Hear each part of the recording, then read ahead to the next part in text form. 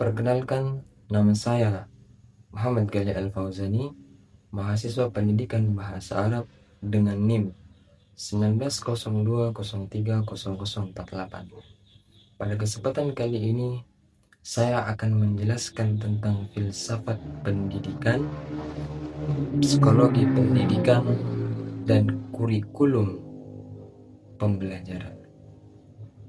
Baik, yang pertama, filsafat pendidikan. Filsafat pendidikan adalah studi tentang sifat, tujuan, dan masalah-masalah pendidikan.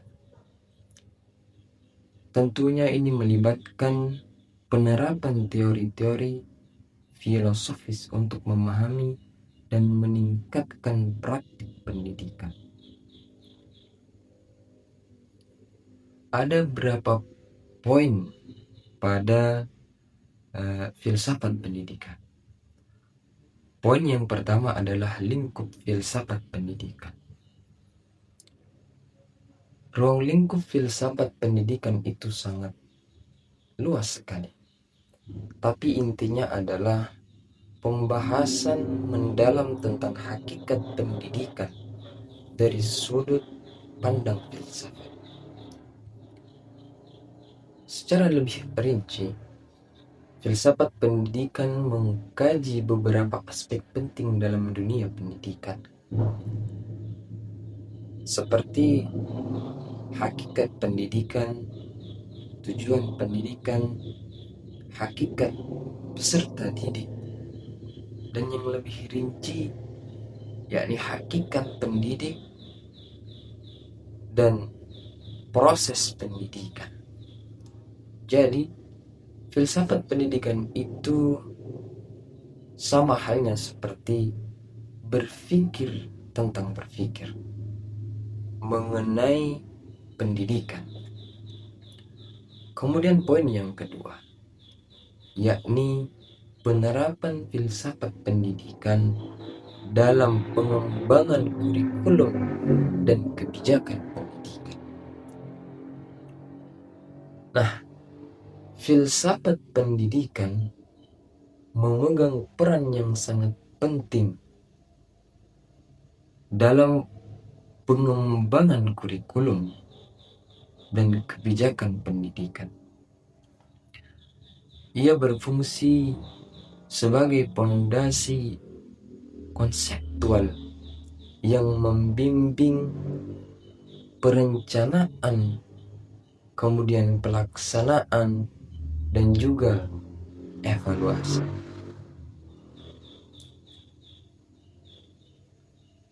Kemudian berikut adalah peran filsafat pendidikan dalam pengembangan kurikulum dan kebijakan.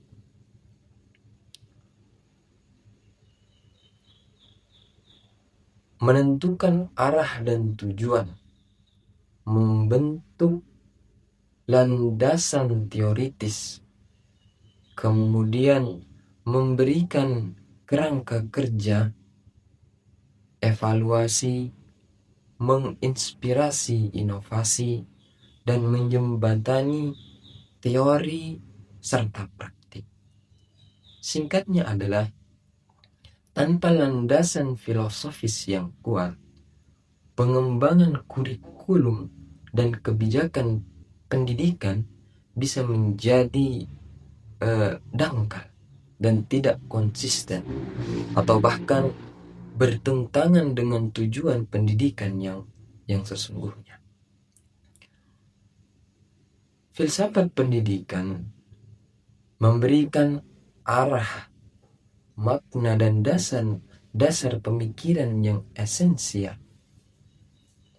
Lalu poin yang ketiga adalah perbandingan antara filsafat pendidikan progresivisme, esensialisme, perennialisme, dan konstruktivisme.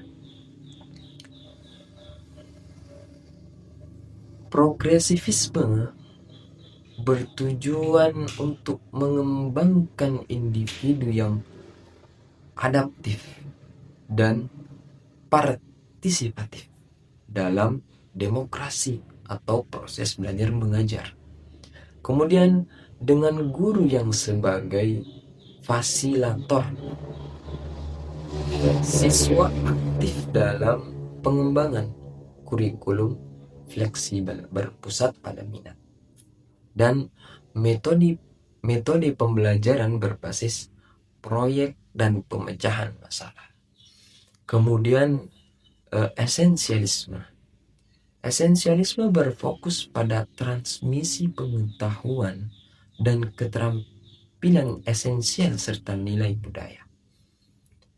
Dengan guru atau pendidik sebagai otoritas yang menyampaikan pengetahuan siswa sebagai penerima pembelajaran. Kurikulum terstruktur pada mata pelajaran inti dan metode ceramah serta latihan lain. Kemudian Premillennialisme bertujuan mengembangkan rasionalitas melalui pembelajaran ide abadi dan karya besar. Dengan pendidik atau guru sebagai pemimpin intelektualnya, siswa akan aktif dalam eksplorasi ide kritis. Kurikulum berpusat pada studi karya klasik dan liberal serta metode diskusi mendalam. Kemudian